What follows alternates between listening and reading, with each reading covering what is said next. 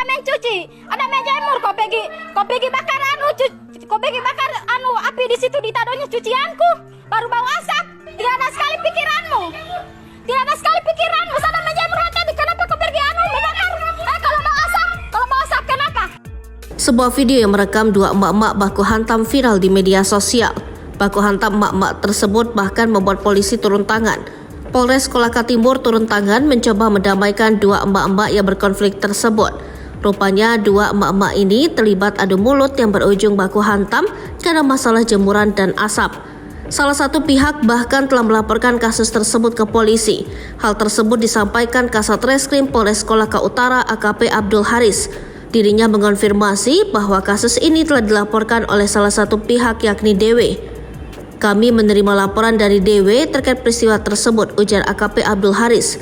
Namun dalam upaya mediasi, pihak kepolisian masih berusaha mendamaikan keduanya karena memiliki hubungan keluarga.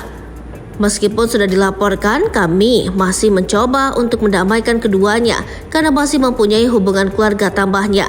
Kami beri nasihat agar keduanya berdamai, mudah-mudahan ada kesepakatan damai, bebernya. Diberitakan sebelumnya, video viral tetangga saling adu mulut gara-gara jemuran bau asap, bahkan sampai berujung baku hantam.